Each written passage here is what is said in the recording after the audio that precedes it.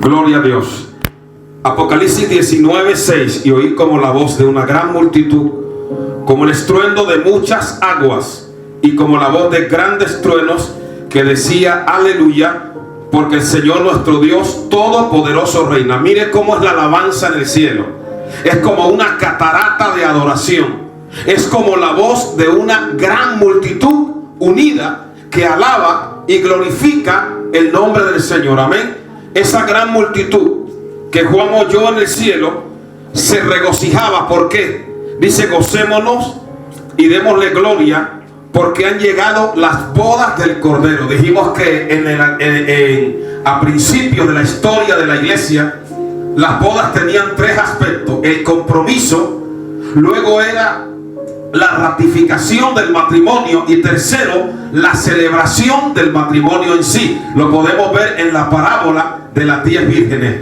Cuando usted y yo hicimos el compromiso con Cristo, cuando nosotros le aceptamos a Él como Señor y Salvador, amén, nos convertimos en la novia del Cordero. Amén. Ahora, cuando Él venga a levantar a su iglesia, la novia va a ser arrebatada y la boda se va a celebrar arriba en el cielo. Amén. Y mientras en el cielo se celebran las bodas del Cordero entre Cristo y su iglesia, aquí en la tierra estará reinando el anticristo y estará aconteciendo lo que se conoce como la gran tribulación. ¿Cuántos pueden darle a Dios la gloria? Amén. Entonces nos dice la palabra: y a ella, verso 8, se le ha concedido que se vista de lino fino. ¿Está hablando de qué?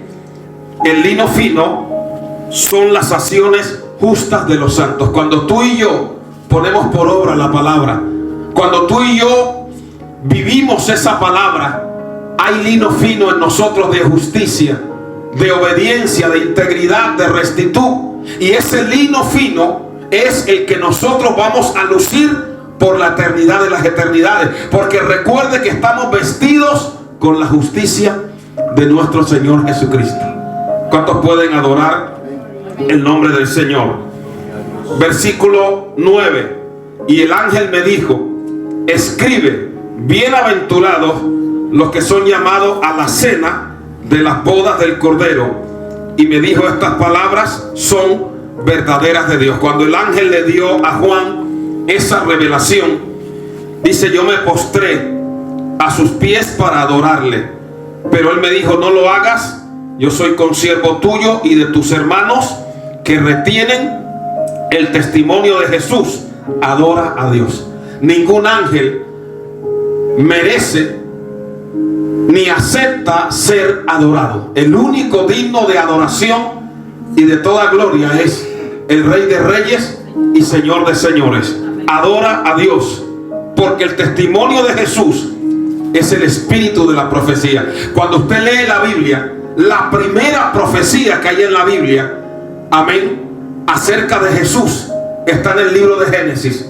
Cuando Adán y Eva le fallaron a Dios, Dios habló por su espíritu y le dijo a la serpiente que la simiente de la mujer, el Mesías, le aplastaría la cabeza a Satanás. Luego, a lo largo de toda la Biblia, usted ve que el espíritu de la profecía es dar testimonio del Señor Jesucristo.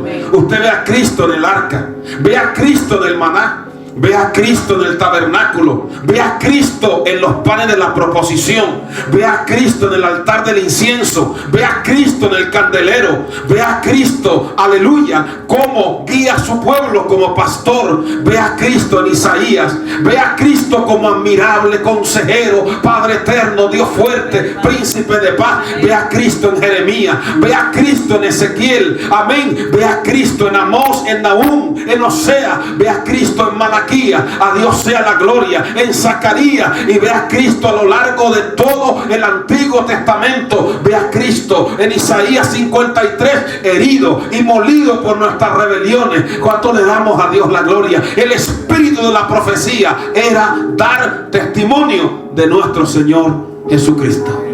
¿Quién vive? Cristo. Y a su nombre. Gloria. Y dice que cuando el ángel le dice que adore a Dios, él tiene una visión. En el versículo 11 dice: entonces vi el cielo abierto y aquí un caballo blanco. ¿Recuerdan ustedes que en el capítulo 6, si quieren vayan al capítulo 6, Apocalipsis capítulo 6, aparece otro caballo blanco? Y ustedes recuerdan cuando estudiamos ese capítulo que dijimos que el jinete de ese primer caballo blanco, ¿quién era? El anticristo. Apocalipsis capítulo 6 versículo 2, ya lo tiene.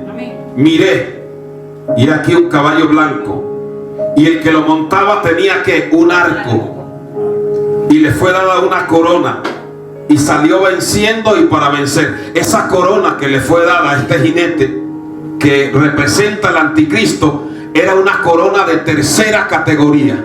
Ahora mire usted el jinete del caballo blanco de Apocalipsis capítulo 19. Entonces vi el cielo abierto y aquí un caballo blanco. El caballo blanco aquí representa victoria, representa pureza, representa gloria, representa santidad. Y dice: y al que lo montaba se llamaba fiel y verdadero. ¿Por qué se le llama fiel? Porque Dios nunca incumple sus promesas. Se le llama verdadero porque Él es la verdad. Él dijo: yo soy la verdad.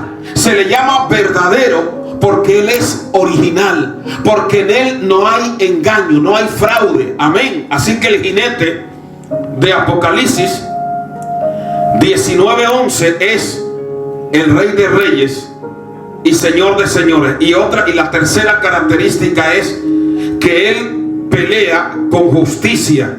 Con justicia juzga y pelea. En Él no hay engaño, no hay fraude, no hay injusticia.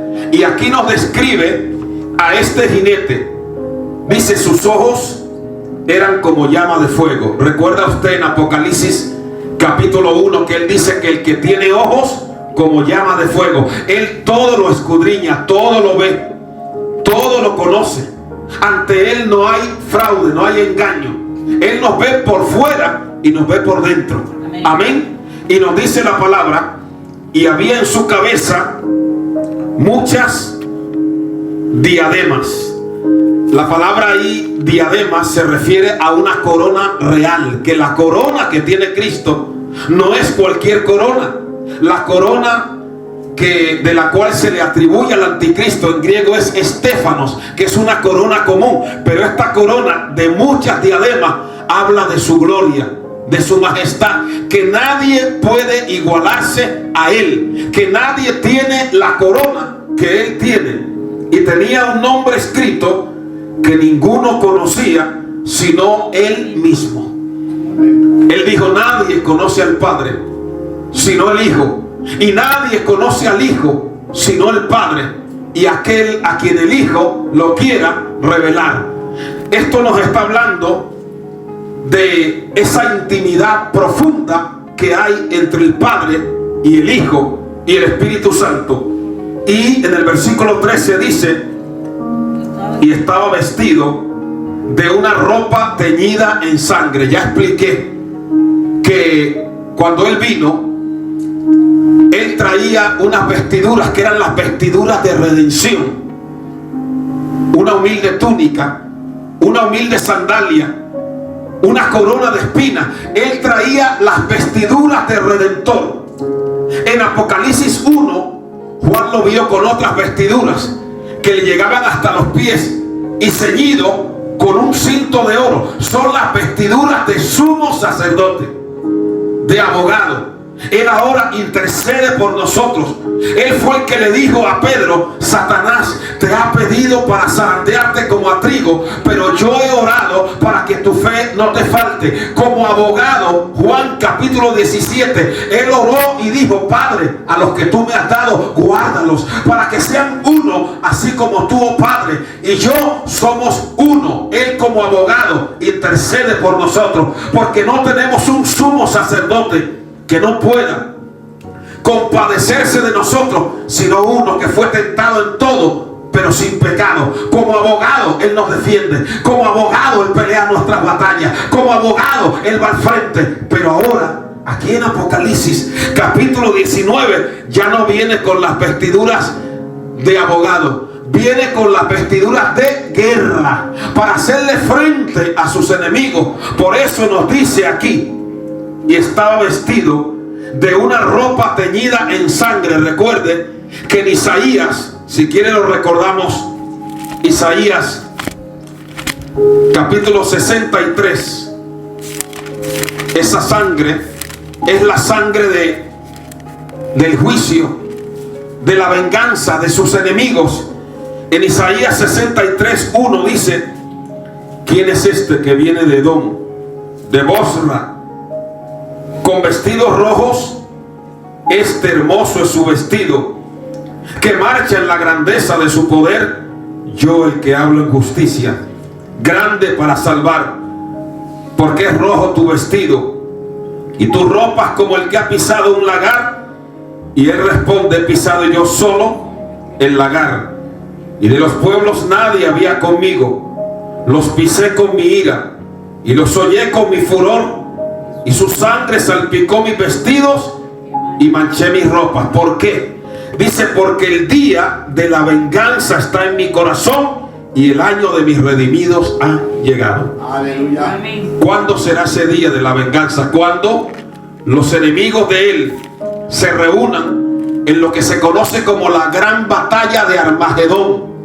Los ejércitos del anticristo, el rey del norte, que es Rusia, los reyes del oriente, que son China, Pakistán, la India, Japón, van a venir para rodear a Jerusalén. Eso está en Zacarías capítulo 14, que rodearán a Jerusalén. Pero en aquella hora ellos, dice la palabra, mirarán a mí, a quien traspasaron, y llorarán como el llanto de un hijo unigénito. Y en aquella hora dice que Jehová peleará por su pueblo, peleará por Israel, se levantará como poderoso gigante y juzgará a esas naciones en lo que se conoce como el valle de Josafat, el valle de Megiddo, que también es lo que se conoce como la batalla de Armagedón. Cristo enfrentando a sus enemigos, que van a estar comandados por el anticristo y por la bestia, amén, y también por el dragón. Entonces, volviendo allí al pasaje que estamos leyendo, al versículo de Apocalipsis, cuando dice la palabra que su ropa estaba teñida en sangre, se refiere a la sangre de sus enemigos. Amén. Y su nombre es el Verbo de Dios. El autor que más llama a Jesús el Verbo es Juan. Juan dice: en el principio era el Verbo, y el Verbo era Dios, y el Verbo era con Dios. Todas las cosas por Él fueron hechas, y sin Él nada de lo que ha sido hecho fue hecho. Amén.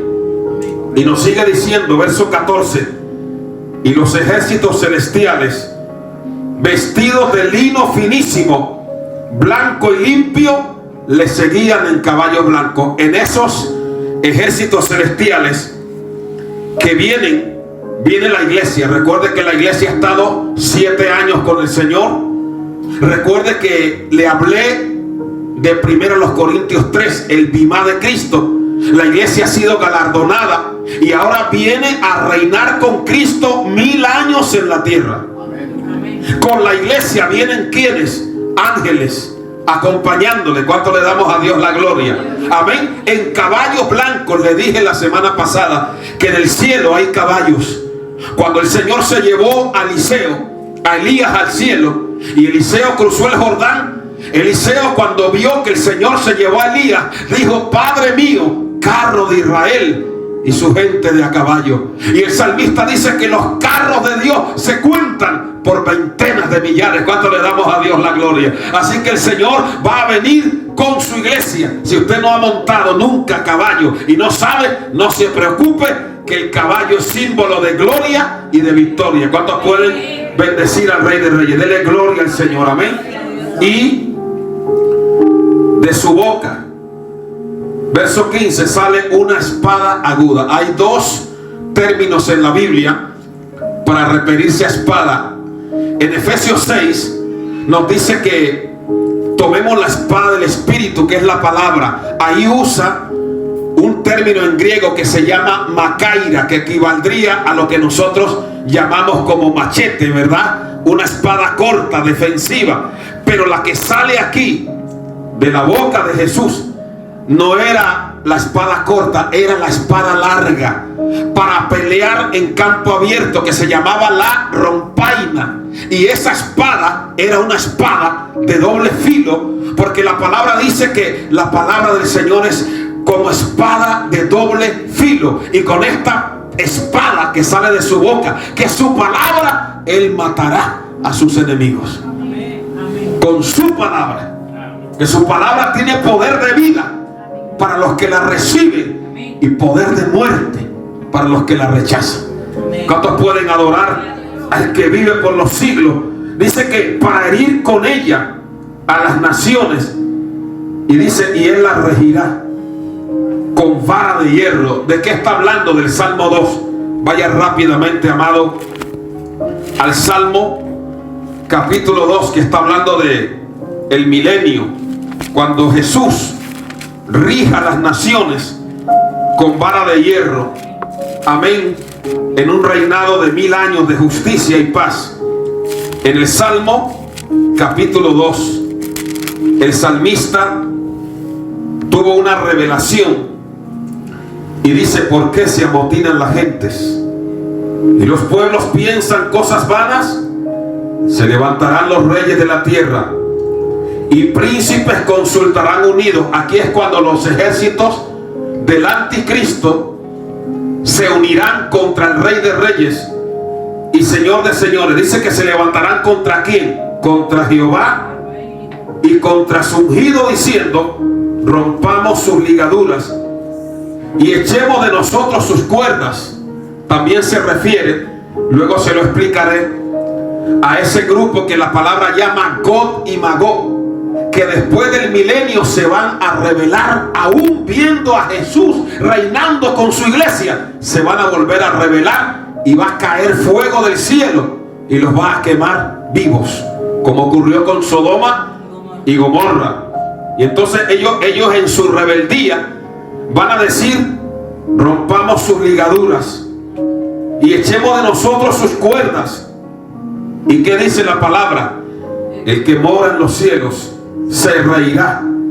El Señor se burlará de ellos, luego hablará a ellos en su furor y los turbará con su ira. Ahí se cumple que de la palabra que salía de su boca, hablará a ellos en su furor y los turbará con su ira. Y aquí dice el Señor: pero yo he puesto mi rey sobre Sión, mi santo monte. Yo publicaré el decreto. Jehová me ha dicho: mi hijo eres tú, yo te engendré hoy. Pídeme y te daré por herencia las naciones. Él va a reinar sobre las naciones, y como posesión tuya los confines de la tierra. Los quebrantarás como con vara de hierro, como vasija de alfarero los desmenuzarás. Ahora pues, oh reyes, sed prudentes, admitid amonestación, jueces de la tierra. Servid a Jehová con temor y alegraos con temblor. Honrad al Hijo, para que no se enoje y perezcáis en el camino, pues se inflama de pronto su ira. Bienaventurados todos los que en Él confían. Este es un salmo mesiánico que habla del reinado de Jesús en el milenio. ¿Cuántos pueden darle a Dios la gloria? Volvamos ahí a Apocalipsis. Bendito sea, aleluya, el nombre maravilloso del Señor. Nos dice la palabra, y dice que en su vestidura y en su muslo tiene escrito este nombre. Note bien que a Cristo aquí se le describe con varios títulos. Se le llama el Verbo de Dios, también se le llama Rey de Reyes y Señor de Señores. Este título le conecta a Jesús con su reinado como rey en el milenio. El Verbo le conecta con su redención. Pero el título Rey de Reyes le conecta con su reinado eterno. Rey de Reyes, amén. Señor de señores. Y dice el versículo 17: y vi un ángel que estaba en pie en el sol y clamó a gran voz diciendo a todas las aves que vuelan en medio del cielo: venid y congregaos a la gran cena de Dios. Mire que aquí se habla de dos cenas: de la boda del Cordero y de la gran cena de Dios. ¿En qué consiste eso de la gran cena de Dios? Será una cena de juicio, donde los enemigos de Dios serán entregados a las aves de rapiña, a las bestias y a las fieras de la tierra. Cuando el Señor dé la palabra y venga mortandad sobre ellos. De hecho, Ezequiel profetizó que estarán, hermano, prácticamente alimentándose de esa carne durante mucho tiempo. Las aves de rapiña, amén. Es lo que se llama la gran cena de Dios, que será una cena para sus enemigos que se han rebelado contra él. ¿Cuántos pueden bendecir el nombre maravilloso del Señor? Amén. Entonces nos dice la palabra que él oyó esa voz cuando el ángel llama a las aves de rapiña a que se congreguen. ¿Para qué? Para que comáis carne de reyes y de capitanes y carne de fuertes, carne de caballos y de sus jinetes, y carne de todos, libres y esclavos, pequeños y grandes. Qué tremendo, hermano. Mire, todo aquel que se rebela contra Dios está condenado al fracaso. La palabra dice: pelearán contra el Cordero y el Cordero los vencerá, porque Él es Rey de Reyes y Señor de señores. Entonces, en el verso 19 nos dice lo siguiente: vi a la bestia. ¿Quién es la bestia? El anticristo. Y los reyes de la tierra. ¿Quiénes son esos reyes de la tierra? Se cree que van a ser líderes europeos, que van, usted sabe que el anticristo probablemente va a tener el epicentro de su gobierno en Roma, y habrán líderes de naciones europeas que lo van a apoyar. Luego otros ejércitos se van a unir, les repito, para tomar las riquezas de Israel. Rusia, China, los reyes del sur, que son los árabes, amén, se van a unir. Y cantidad de naciones, cuando ellos vean que el sol se oscurece por la multitud de aves de rapiña y vean los destellos del que viene en el caballo blanco, ellos van a preparar sus misiles, ellos van a preparar sus armas. Y hay una palabra, hermano, que dice la palabra que Dios los va a herir con una plaga, hermanos, que hasta las cuencas de los ojos se les van a salir. Probablemente las bombas nucleares que tengan preparadas estallen. Y como dijo Habacuc: hollaste las cabezas de sus guerreros con sus propias armas. Aleluya. ¿Cuántos pueden adorar al Señor? Entonces él dice: vi a la bestia y a los reyes de la tierra y a sus ejércitos reunidos para guerrear contra el que montaba el caballo y contra su ejército. Miren la rebeldía del ser humano, hermano. Ellos van a decir: es una invasión extraterrestre, y se van a preparar sus aviones, sus carros de combate, amén, sus aviones supersónicos sobrevolando el cielo y preparados para dispararle al Señor. Pero el Señor no va a usar ninguna clase de armas, porque Él mismo ha dicho: no es con espada ni con ejército, sino con mi espíritu. Cuando le damos a Dios la gloria. Y hermano, no hay arma que prevalezca contra Jehová. Con la palabra dará la palabra, esa palabra creadora, esa palabra salvadora, la palabra que sana, la palabra que liberta, pero la palabra que quebranta a sus enemigos. Él dará la palabra, Él dará la palabra que ahogó a Faraón, Él dará la palabra, aleluya, que inutilizó el horno de fuego. Él dará la palabra palabra, amén, que inutilizó la horca que Amán tenía preparada para Mardoqueo. Él dará la palabra, amén, y sus enemigos serán avergonzados y serán abatidos cuando le damos a Dios la gloria. El cielo y la tierra pasará, pero su palabra no pasará. A la palabra de Jehová tiembla la tierra, a la presencia de Jehová, a la presencia del Dios de Jacob. ¿Cuántos pueden adorar al que vive por los siglos? Oh, hermanos, qué lindo es saber que hay un Dios que no puede ser vencido, que no puede ser derrotado, que es el Todopoderoso, el que es, el que era y el que ha de venir, y el que tiene el control de todas las cosas. Gloria a Dios. Oh, a Él sea la gloria. Ahí los reyes de la tierra, ahí el anticristo. Recuerda cuando la gente en el capítulo 13 decían: ¿quién como la bestia? Ahora van a tener que decir: ¿quién como el cordero? Amén. Sea Dios glorificado para siempre. Y mire, mi hermano, y vi a la bestia y a los reyes de la tierra y a sus ejércitos reunidos para guerrear contra el que montaba el caballo y contra su ejército. Mire lo que dice el verso 20. Léalo conmigo. Y la bestia fue apresada, y con ella el falso profeta que había hecho delante de ella las señales, con las cuales había engañado a los que recibieron la marca de la bestia y habían adorado su imagen. Estos dos fueron lanzados vivos dentro de un lago de fuego que arde con azufre. Mire, ¿sabe quiénes van a estrenar el lago de fuego? El anticristo y el falso profeta. Son los primeros que van a ir a ese lugar, hermano. Tremendo. Vivos. Dice que fueron apresados y los va a arrojar, hermano, a ese lago de fuego.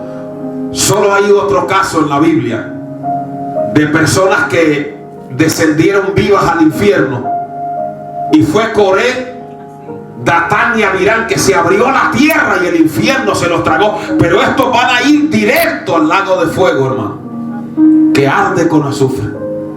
Terrible. Amén. Y en el verso 21, y los demás fueron muertos con la espada que salía de la boca del que montaba el caballo, o sea, con su palabra. ¿Cuántos pueden darle a Dios la gloria? Y dice: y todas las aves se saciaron de las carnes de ellos. Tremendo. ¿Cuántos pueden adorar al que vive por los siglos? ¿Quién vive, hermanos? Y a su nombre. Y ahora vamos al capítulo 20. Bendito sea el nombre maravilloso del Señor. Apocalipsis capítulo 20. Vi un ángel que descendía del cielo con la llave del abismo y una gran cadena en la mano. Primero el Señor juzga a quién: a la bestia, al anticristo y al falso profeta. ¿Dónde son arrojados? A un lago que arde con fuego y azufre. Y luego envía un ángel. Dice que este ángel descendía del cielo y tenía la llave del abismo. ¿Qué es eso del abismo?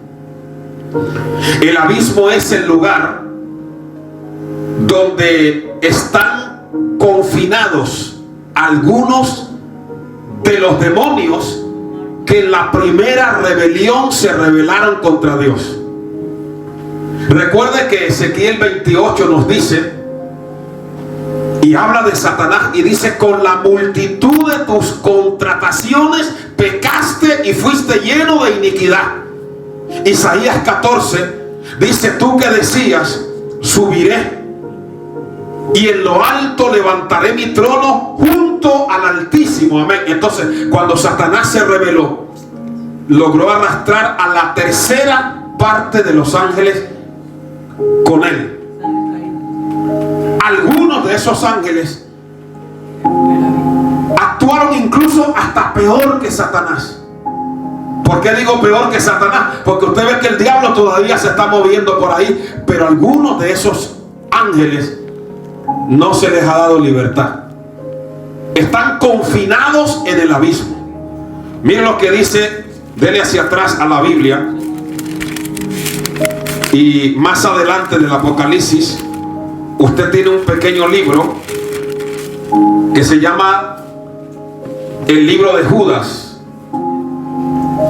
la carta de Judas. Esta epístola la escribió Judas, el hermano del Señor. ¿Sabe que el Señor tuvo un hermano que se llamaba Judas y él se convirtió? Él escribió esta carta. Amén. ¿Cuánto le damos a Dios la gloria? Amén. Y nos dice aquí en Judas capítulo 1, vamos a leer desde el versículo 3 en adelante. Amados, por la gran solicitud que tenía de escribiros acerca de nuestra común salvación, me ha sido necesario escribiros, exhortándoos que contendáis ardientemente por la fe que ha sido una vez dada a los santos, porque algunos hombres han entrado encubiertamente, los que desde antes habían sido destinados para esta condenación, hombres impíos que convierten en libertinaje la gracia de nuestro Dios y niegan a Dios, el único soberano, y a nuestro Señor Jesucristo. Mas quiero recordaros, ya que una vez lo habéis sabido, que el Señor, habiendo salvado al pueblo, sacándolo de Egipto, después destruyó a los que no creyeron. Y oiga bien, y a los ángeles que no guardaron su dignidad, sino que abandonaron su propia morada, los ha guardado bajo oscuridad, en prisiones eternas, para el juicio del gran día. O sea que hay algunos de esos ángeles caídos, que son demonios, que están encerrados, guardados en pozos de oscuridad. ¿Cómo se llama ese lugar? El abismo. El abismo es tan terrible que ni siquiera los demonios quieren ir a ese lugar.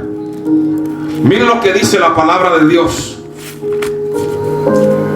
Miren lo que dice allí la palabra de Dios en Lucas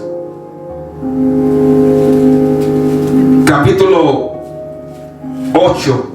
Lucas capítulo 8, versículo del 26 en adelante. Y arribaron a la tierra de los Gadarenos, que está en la ribera opuesta a Galilea. Al llegar a la tierra, vino a su encuentro un hombre de la ciudad endemoniado desde hacía mucho tiempo, y no vestía ropa, ni moraba en casa, sino en los sepulcros. Este, al ver a Jesús, lanzó un gran grito, y postrándose a sus pies, exclamó a gran voz: ¿qué tienes conmigo, Jesús, Hijo del Dios Altísimo? Te ruego que no me atormentes. Porque mandaba al espíritu inmundo que saliera del hombre, pues desde hacía mucho tiempo se había apoderado de él, y le ataban con cadenas y grillos, pero rompiendo las cadenas era impelido por el demonio en los desiertos. Y le preguntó Jesús diciendo: ¿cómo te llamas? Y él dijo: Legión, porque muchos demonios habían entrado en él. Y le rogaban, oiga bien, los demonios, ¿qué le rogaban a Cristo? Que no los mandase al abismo. O sea, ni los demonios quieren ir a ese lugar de lo terrible que es, hermano. Amén. Entonces volvamos ahí a Apocalipsis, donde estamos leyendo. Bendito sea el nombre maravilloso del Señor. Entonces Juan dice que él vio un ángel que descendía ¿con qué? Con la llave del abismo. Oiga bien, ese abismo, aunque los demonios están ahí, quien tiene la llave no es Satanás, la tiene Dios, la tiene Cristo. Y ahora él se la entrega a un ángel que viene con esa llave y con una gran cadena en la mano.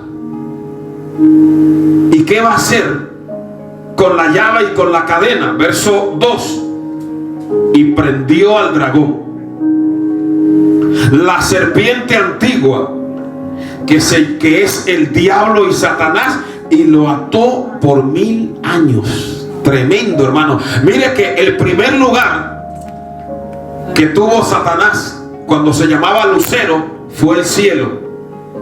De ahí cayó y ha establecido un cuartel en los lugares celestiales. Efesios capítulo 6, porque no tenemos lucha contra carne ni sangre, sino contra principados, contra potestades, contra huestes espirituales de maldad que operan ¿dónde? En las regiones celestes. Él va a estar ahí hasta que llegue el cumplimiento profético de Apocalipsis 12, donde el Señor va a mandar a Miguel. Y dice, y peleaban el dragón y sus ángeles, y luchaban el dragón y sus ángeles, pero no prevalecieron. Cuando llegue la hora, Miguel, con el poder del Espíritu Santo, por orden de Dios, va a quitar a esos principados y a esas potestades de esos lugares que están ocupando ahora en las regiones celestes. ¿Y dónde los va a arrojar? A la tierra. Y dice, ay de los moradores de la tierra, porque el diablo ha descendido a ellos con gran ira, porque sabe que le queda poco tiempo, pero no se va a quedar aquí en la tierra.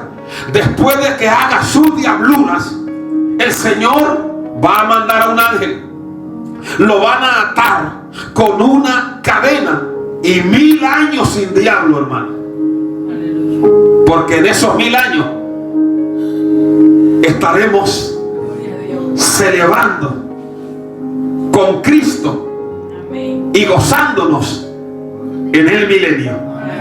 Después de los 1000 años, dice que Dios le va a dar al ángel la llave y lo van a soltar. ¿Y usted cree que el diablo va a cambiar en esos 1000 años? Va a salir tan diablo como entró, y va a irse.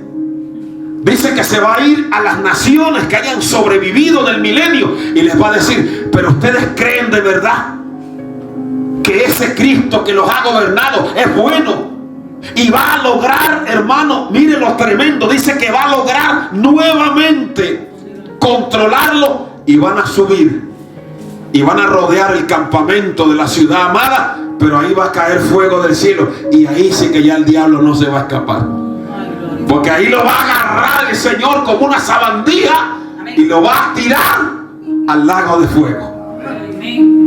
¿Cuántos pueden darle a Dios la gloria?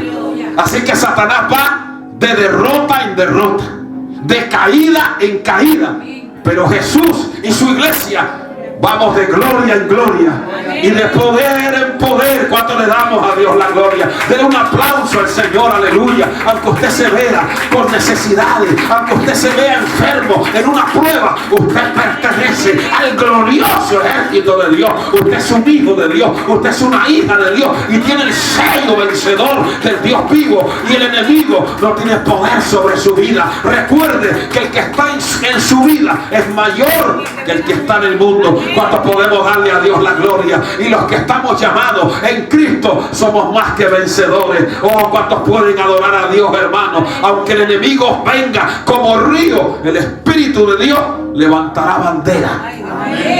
Cristo vive para siempre. A su nombre. Así que lo van a arrojar al abismo. Amén. ¿Y por qué lo van a arrojar al abismo? Porque se está preparando algo glorioso para esta tierra, y es que por fin Cristo va a reinar aquí en la tierra con su iglesia, en lo que se conoce como el milenio.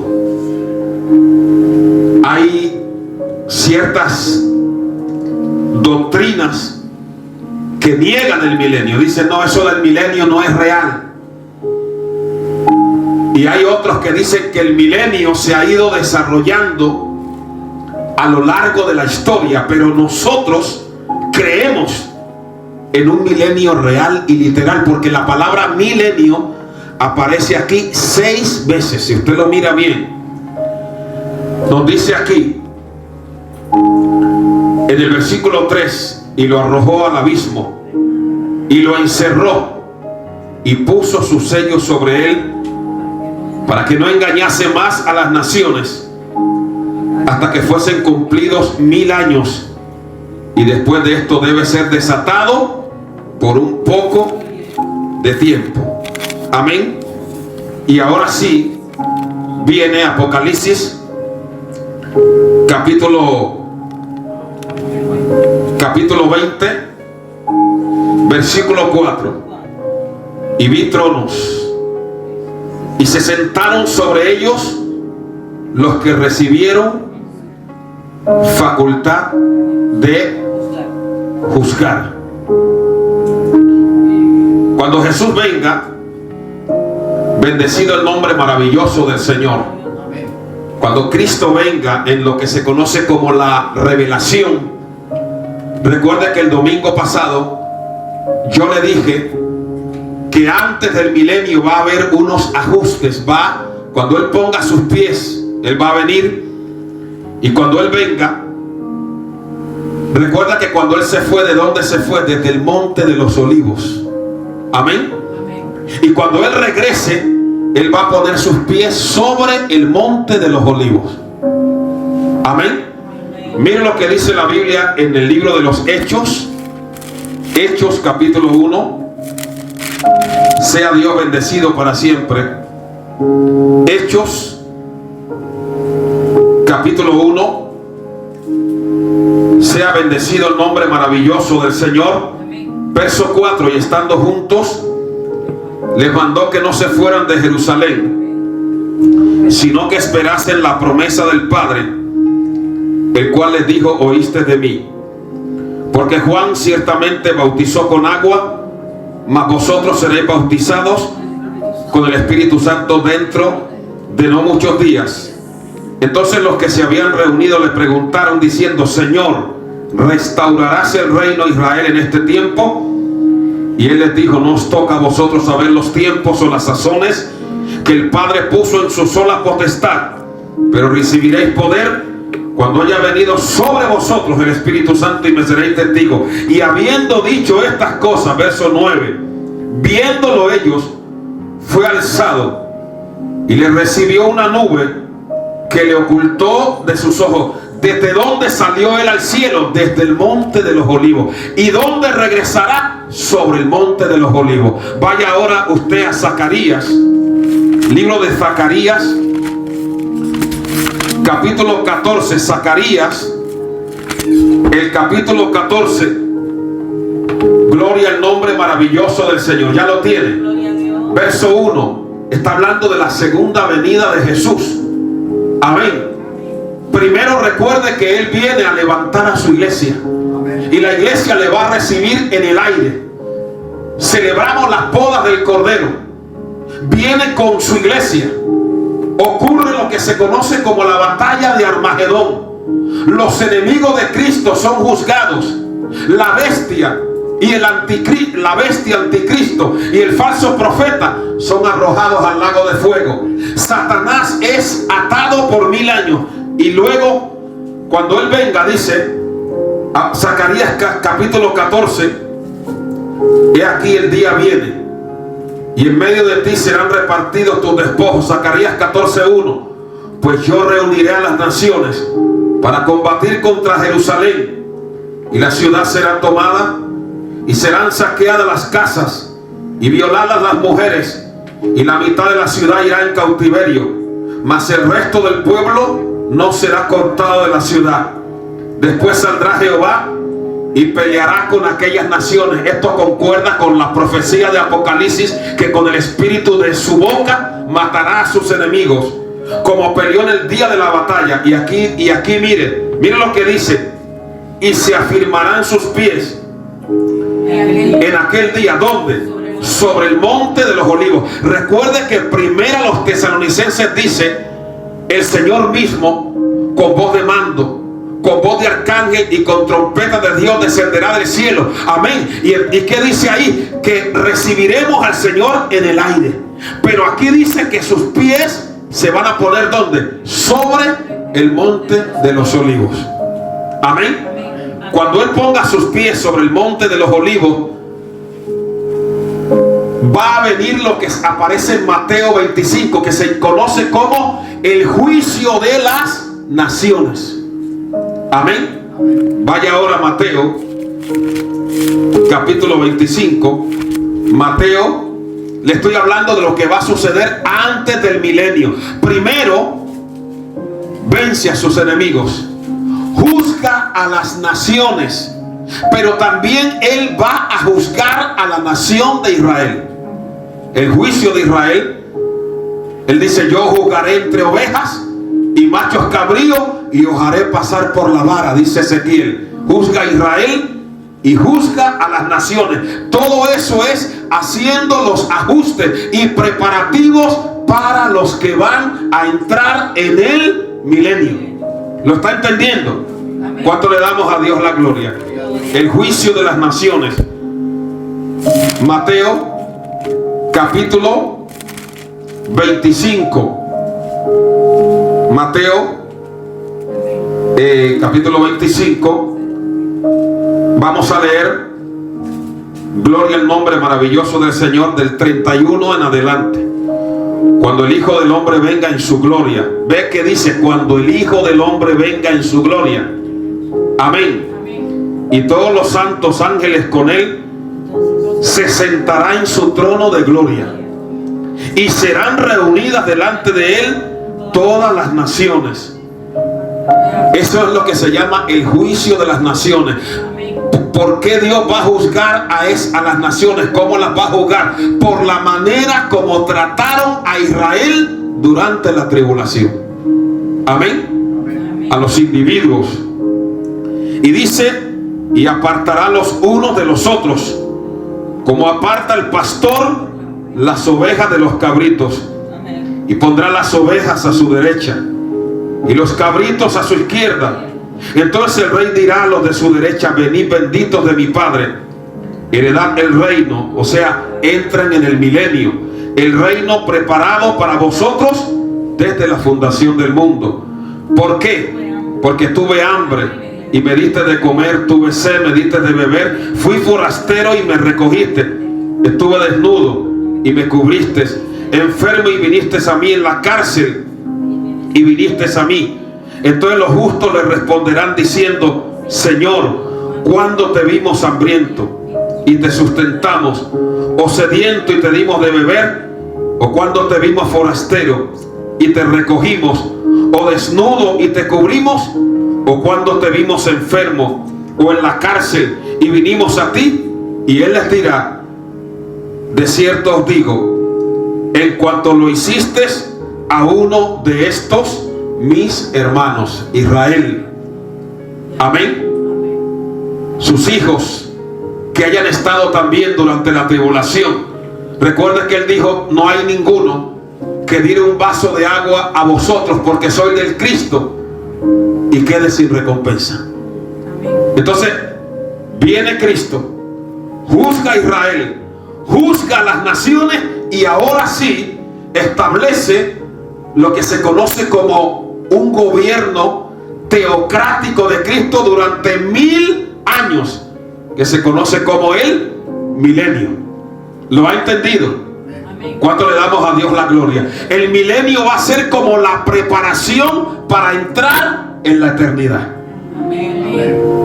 Lo está cogiendo. Ya los que superen el milenio y sean fieles van a vivir con Cristo por la eternidad de las eternidades. Recuerde que al final del milenio va a haber un juicio sobre un grupo que se va a rebelar contra Dios. Y luego va a venir otro juicio, que es el juicio ante el gran trono blanco, conocido como el juicio final, donde van a estar todos rebeldes, desde Caín hasta el último impío que hay aquí en la faz de la tierra. ¿Lo está entendiendo? ¿Cuánto le damos a Dios la gloria? Vuelva entonces allí a Apocalipsis capítulo 20, ya vamos hacia el final. Apocalipsis capítulo 20. Entonces, por eso dice: vi tronos y se sentaron sobre ellos los que recibieron la facultad de juzgar. Sea bendecido el nombre maravilloso del Señor. y vi las almas de los decapitados por causa del testimonio de Jesús y por la palabra de Dios, los que no habían adorado a la bestia ni a su imagen, y que no recibieron la marca en sus frentes ni en sus manos, y vivieron y reinaron con Cristo 1000 años. Estos son los que se llaman los mártires de la tribulación. Recuerde que el anticristo los va a perseguir. Recuerde que dice la palabra, y se le permitió hacer guerra contra los santos y vencerlos. Muchos de ellos van a morir como mártires, pero ahora al final de la tribulación van a resucitar y van a formar parte del grupo que va a reinar con Cristo en el milenio. Entonces vamos a situarnos. Sea bendecido el nombre maravilloso del Señor. ¿Quiénes van a reinar con Cristo en el milenio? La iglesia, los mártires de la tribulación y los santos del Antiguo Testamento que hayan sido tenidos por dignos. Amén. Van a entrar y van a reinar con Cristo en el milenio. Luego yo les voy a ir explicando qué va a suceder en el milenio, cuáles son las características. Amén. Entonces, por eso tenemos que ir leyendo estos pasajes con mucha calma para poder entenderlos, porque mucha gente se ha confundido con estos versículos. Dice la palabra, vivieron y reinaron con Cristo 1000 años. Versículo 5. Pero los otros muertos no volvieron a vivir hasta que se cumplieron 1000 años. Esta es la primera resurrección. ¿Cuántos pueden darle a Dios la gloria? Aquí habla de dos resurrecciones. Mañana se las voy a explicar. La primera resurrección, recuerde que la Biblia, cuando habla de la primera resurrección, se refiere a varios grupos que van a participar de ella. Si usted quiere, miren primero los Corintios, capítulo 15, versículos 51 al 52. La primera resurrección es lo que se llama la resurrección de vida. La primera resurrección es solamente para los salvos, los que han nacido de nuevo. La segunda resurrección en la Biblia es lo que se llama la muerte segunda. ¿Lo está entendiendo? ¿Cuáles son los grupos que van a participar en la primera resurrección? Ya hemos visto uno de los grupos, los mártires de la tribulación. Pero este pasaje está claramente explicado en 1 Corintios capítulo 15, versículos 51 y 52. ¿Cuántos ya lo tienen? Dígame. Miren lo que dice. He aquí os digo un misterio, léalo conmigo. No todos dormiremos, pero todos seremos transformados en un momento, en un abrir y cerrar de ojos, a la final trompeta, porque se tocará la trompeta y los muertos serán resucitados incorruptibles y nosotros seremos transformados, porque es necesario que esto corruptible se vista de incorrupción y esto mortal se vista de inmortalidad. Y cuando esto corruptible se haya vestido de incorrupción y esto mortal se haya vestido de inmortalidad, entonces se cumplirá la palabra que está escrita: sorbida es la muerte en victoria. ¿Cuánto le damos a Dios la gloria? ¿Quién vive? Y a su nombre y a su gloria. Así que, amados, la palabra nos enseña de una manera clara que hay varios grupos que van a participar en lo que se llama la primera resurrección. Los santos del Antiguo Testamento, los mártires de la tribulación. Amén. ¿Cuántos pueden bendecir el nombre maravilloso del Señor? Amén. Los muertos en Cristo, recuerde cuando Él levante la iglesia, primero los tesalonicenses, los muertos en Cristo resucitarán primero. Los santos del Antiguo Testamento recuerden lo que se le dijo a Daniel: tú irás y reposarás, Daniel 12, y te levantarás para recibir tu heredad. Y los mártires de la tribulación. ¿Cuánto podemos darle a Dios la gloria? Amén. Entonces, esos grupos van a resucitar. ¿Para qué? Para reinar con Cristo durante ¿qué? 1000 años. ¿Cuántos pueden adorar a Dios? Ahora, la palabra es clara.